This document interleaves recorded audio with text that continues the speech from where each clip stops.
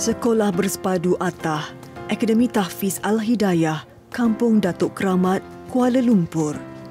Di sinilah 3 anak Siti Hadijah Abu Bakar menuntut ilmu Al-Quran secara tinggal di asrama. Mereka adalah Zulfika Khairul Fauzi, 10 tahun, Nur Zalika Khairul Fauzi, 8 tahun dan Nur Azika Khairul Fauzi, 6 tahun.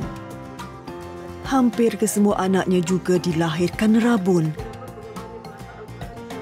Anak yang pertama dan anak yang kedua ni memang saya dari kecil lagi saya hantar ke kampung. Mak mertua yang jaga mereka lah. Kemudian apabila saya mendapat anak saya yang ketiga, pada awalnya saya jaga sendiri. Tapi Allah takdirkan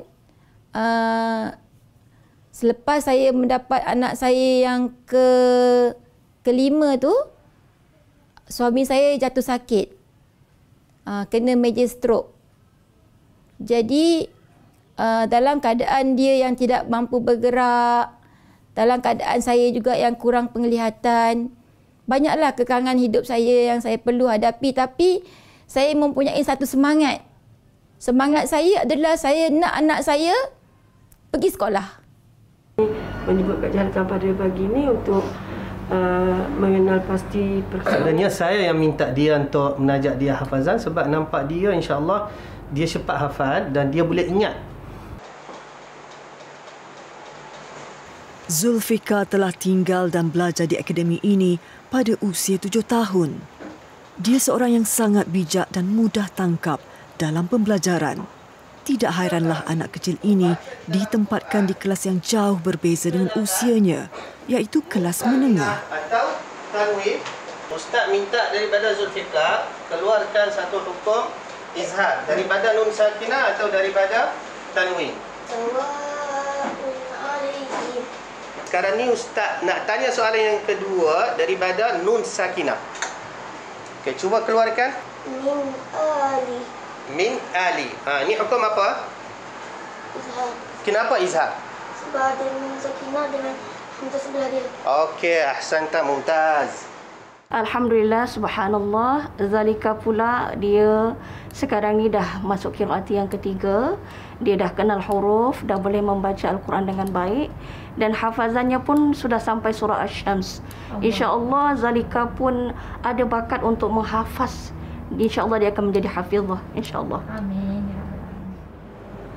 Bismillahirrahmanirrahim. Allahumma aftah alaina hikmataka wanshur alaina min khazaini rahmatika ya arhamar rahimin. Rabbi shrah li sadri wa yassir li amri wahlul 'uqdatam min lisani yafqahu qawli. Rabbi zidni 'ilman nafi'an warzuqni fahma. Allahumma nawwir bi kitabika basari washrah bihi sadri wasta'mil bihi badani wa ajru bihi lisani wa qawwi bihi azmi bihaulika wa quwwatika fa innahu la hawla wa la quwwata illa bika ya arhamar rahimin. Zalika pula seorang yang akan memberi maklum balas dalam kelas mengikut moodnya. Ketika penggambaran majalah 3 dilakukan, hampir tidak kedengaran suaranya di dalam bilik darjah. Apabila ditanya kenapa, dia menjawab tiada mood. Walaupun begitu, apabila kembali ceria, dia akan rajin menelaah. Okay, untuk pengetahuan Kak Jah, Azika pelajar yang sangat sangat berdikari dan dia pun sangat dapat cepat tangkap apa yang saya ajar. Azika, pada usia 6 tahun antara pelajar termuda akademi ini, dia baru saja masuk ke asrama di sini beberapa bulan lepas. Walaupun masih kecil, tetapi terpaksa berjauhan dengan ibunya. Ini demi kebaikan Azika supaya dapat menyesuaikan diri sewaktu kakak dan abangnya dapat menemani belajar bersama-sama. Mandi. Dia penani. Tengok dulu. Masak. Ni. Sani. Sukan. Cuci. Buku.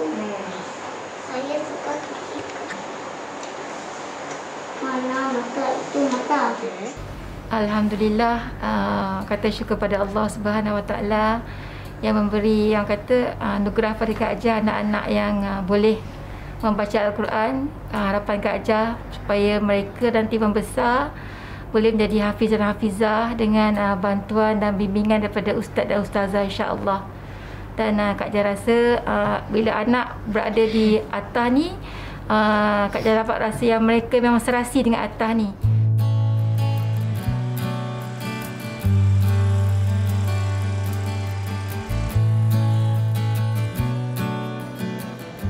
Tatkala sibuk menyiapkan pendidikan bagi masa depan anak-anaknya, Hadijah juga sempat mencuri masa belajar komputer. Biasanya, kelas komputer Hadijah bersama Cikgu Muhammad Najib Hazbi yang juga cacat penglihatan ini dilakukan dalam talian. Cuma sesekali dibuat secara bersemuka. So, saya belilah komputer second hand. Sebab saya rasa kalau beli komputer yang baru ni, takut rosak lah, macam-macam lah yang saya fikir. So, saya beli second hand dengan harapan saya boleh belajar komputer lah. Alhamdulillah, sampai saya bolehlah kata mengenal sedikit, menggunakan sedikit komputer. Tapi kadang-kadang bila dah lama tak guna ni, jadi kekok balik semula lah kan. Tapi insya-Allah saya yakin jika saya istiqomah belajar, saya juga boleh menguasai bidang komputer ni, insya-Allah. Setakat ini, Hadijah telah menjalani kelas komputer sebanyak 8 sesi. Dan Cikgu Najib menyasarkan suatu hari nanti, Hadijah boleh mahir melayari internet. Kak Jah dah belajar dalam lebih kurang 8 sesi lah. So 8 sesi ni saya nampak Kak Jah perkembangan Kak Jah ni agak cepat. Sebab waktu saya buat test dengan dia boleh menaip dengan laju. So di situ saya boleh katakan dia cepat belajar. Saya doakan semoga Kak Jah boleh belajar ilmu ni dan boleh menerima ilmu ni supaya untuk memberi semangat pada rakan-rakan kita di luar sana. Orang tak nampak pun kena belajar teknologi yang terkini. Saya suka makan ikan patin tempoyak.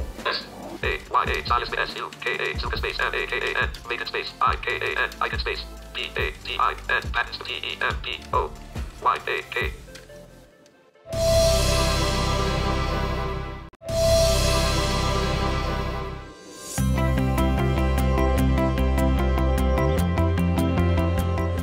Sepanjang bergelar juruterapi urut profesional, Siti Hadijah Abu Bakar pernah melakar pencapaian peribadi yang dibanggakannya.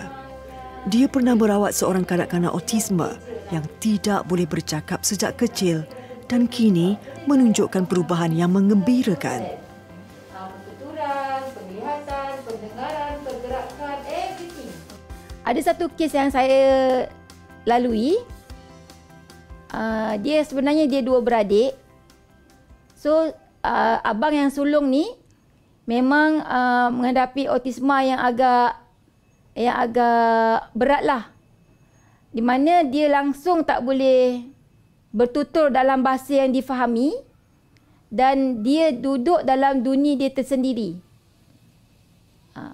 So, saya lakukan rawatan kepada dia dengan sokongan nenek dia yang sangat positif dan sangat yakin tentang ilmu yang saya ada, mungkin boleh membantu cucu dia dengan izin Allah, insya-Allah. How are you today? Fine, thank you. Oh, wow. Not so big already, ya? Are you fasting today? Oh, good. Okay, very good. Lama-lama tu, orang kata apa, dia throughout dia punya phase of growing tu, dia punya autism tu lebih ketara kan. Memang tak boleh bercakap, kalau nak apa-apa dia tak boleh tunjuk pun, okay. And then mami daddy memang tak ada, atau nenek zero speech lah. And then kalau dia tak dapat apa-apa, dia marah kan, dia akan pusing dengan pusing dia jatuhkan diri dia. So I think that one is sangat menakutkan lah, kan, can injure himself. Susah juga kita nak pujuk bapa dia because dia masih tak boleh nak in denial. Lama-lama tu alhamdulillah lah, ajakan the grandfather kan, kita cuba Kak Jah. Rosalind Hashim telah membawa cucunya berjumpa Khadijah sejak tahun 2016. Ketika itu, dia sendiri juga menjalani sesi urut bagi mengubati penyakit skoliosisnya. Kita ada refleks telinga. Kat telinga ni ada 91 poin. Tapi yang poin urutan ni adalah sebahagian daripada alternatif. Rawatan alternatif yang boleh membantu masyarakat. So alhamdulillah, saya merasa sangat berpuas hatilah dengan keputusan yang saya peroleh daripada rawatan yang saya beri kepada anak autisma ni. Jadi nenek pun rasa sangat happy apabila cucu kata cucu ni boleh dah hidup macam orang lain. Selain menjalani sesi urutan bersama Khadijah, kanak-kanak ini turut menjalani rawatan perubatan moden. Dengan gabungan perubatan, kesabaran dan kepercayaan akan kebesaran Allah SWT, ia menampakkan perubahan yang menakjubkan. Kak Jah took over, urut dia daripada awal sampai dia boleh bercakap. And at the same time, itu I tak tahu how much the progress is. Bapa dia hantar dia per speech therapy in Bradfields. So I told my husband, I cakap, okay, combine. You need to, because speech is all about otot-otot, motor, yes, speech. So I combine. Today, dia dah boleh bercakap, sangat, orang kata apa, fluent tak. Tapi alhamdulillah, daripada sebelum dia boleh bercakap, sampai ni banyak dia punya perbezaan dia. The result is incredible.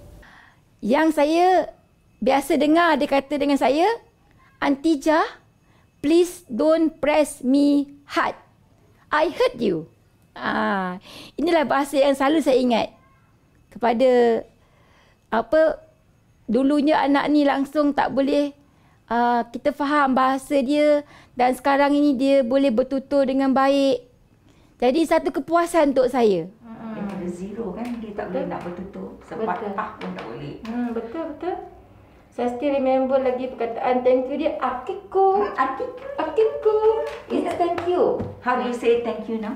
Can say How do you say thank you? thank you. Alright. To the parents out there, anak-anak yang autis, who are autistic, kan, orang kata apa, do something, do like me lah, orang kata apa kan, is urat saraf to the otak. Everything is urat saraf to the otak. Because this is what I dengar daripada one American doctor who says autistic is all about urat saraf to the otak. So come out, help your children. Work on the urat saraf to the otak. I'm not going to tell you who you kena pergi cari tengah urut, tapi I cari Kak Jah. Because to me, Kak Jah is good. Betul-betul bagus. Ini kisah hidup si celik hati yang terang nuraninya, Siti Khadijah Abu Bakar, yang percaya akan ajaran kitab suci Al-Quran dalam kehidupan. Moga dapat dijadikan inspirasi dan manfaat buat semua. Tiga perkara yang kita tinggalkan di dunia, tapi tiga perkara ini juga kita boleh membantu kita waktu kita setelah kita di alam kematian, iaitu pertama anak yang soleh. Mengharapkanlah anak-anak ni membesar jadi anak yang soleh, anak yang solehah, kan, tahu tentang tanggungjawab mereka sebagai seorang anak, yang boleh sentiasa mendoakan ibu bapa mereka. Kedua, kita punya ilmu yang berterusan, di mana Kak Jah belajar ilmu daripada guru-guru Kak Jah, dan Kak Jah cuba praktiskan kepada customer-customer Kak Jah yang datang dalam keadaan mereka yang kurang sihat, keadaan mereka yang dalam kesakitan. Bila mereka sihat, mereka boleh melakukan amal ibadah dengan lebih baik, dengan lebih sempurna, kan? Dan juga sedekah jariah. Kita membenarkan orang menggunakan cerita yang kita ada untuk mereka sampaikan kepada orang lain. Semoga dengan cerita itu boleh membantu ataupun boleh orang yang mendengar tu mungkin tersentuh hatinya, lalu mereka diberi hidayah oleh Allah Subhanahu Wa Taala untuk mereka berubah menjadi orang yang lebih baik.